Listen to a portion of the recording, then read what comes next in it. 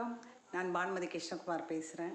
இன்றைய இயத்தமிழில் முத்தமிழ் சுவைக்கலாம்னா இயத்தமிழ் பார்க்க போகிறோம். அதில் ஒரு தேவார பாடல், அப்பர் எழுதிய தேவார பாடல். இதில் ரொம்ப அழகான ஒரு காட்சி. ஏற்கனவே நான் ஒரு முறை ஒரு பாடல் சொல்லியிருக்கேன்.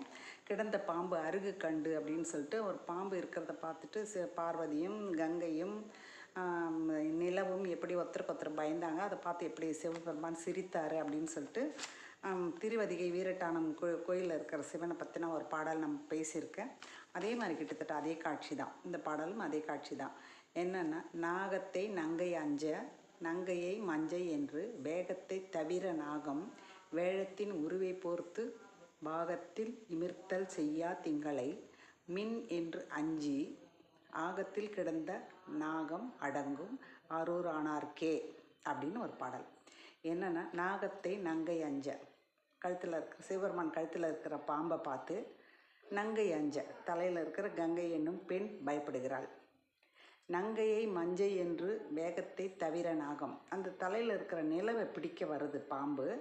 அதாவது சந்திர கிரகணம் சொல்லுவோம் இல்லையா, அதை எப்படி சந்திரன் பாம்பு பிடிக்குதுன்னு சொல்லப்படுதோ அதை மாதிரி வருது. அப்படி வரும்போது அங்கே இருக்கிற கங்கையை பார்த்து விட்டு நங்கையை மஞ்சை என்று மயில் என்று நினைத்து கொண்டு வேகத்தை தவிர நாகம், தன்னுடைய வேகமாக வந்த நிலவை பிடிக்கலான்னு வந்த நாகம் தன்னுடைய வேகத்தை தவிர்த்து கொண்டு குறைத்து கொண்டு மறைந்து கொள்ளுது.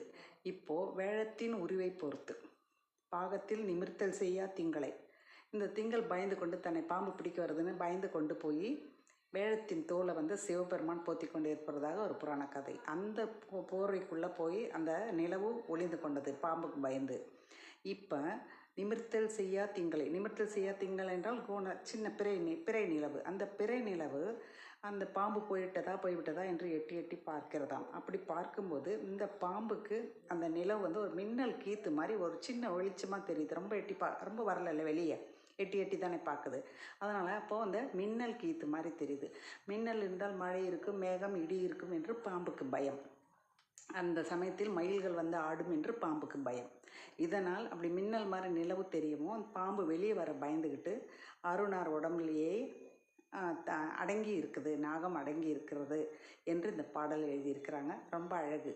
மின் என்று அஞ்சி ஆகத்தில் கிடந்த நாகம் அடங்கும் ஆரூர் ஆனார்க்கே, ஆரூரில் இருக்கிற அந்த இறைவனுக்கே அப்படின்னு சொல்லி அந்த பாடல். நாகத்தை நங்கை அஞ்ச நங்கையை மஞ்சை என்று வேகத்தை தவிர நாகம் வேழத்தின் உருவை போர்த்து பாகத்தின் நிமிர்த்தல் செய்யா திங்களை மின் என்று அஞ்சி ஆகத்தில் கிடந்த நாகம் அடங்கும் ஆரூர் ஆனார்க்கே அப்படின்ற பாடல், தேவார பாடல். ரொம்ப அழகாக இருக்கு இல்லையா? கேளுங்க, தேடி பாடிங்க. நன்றி.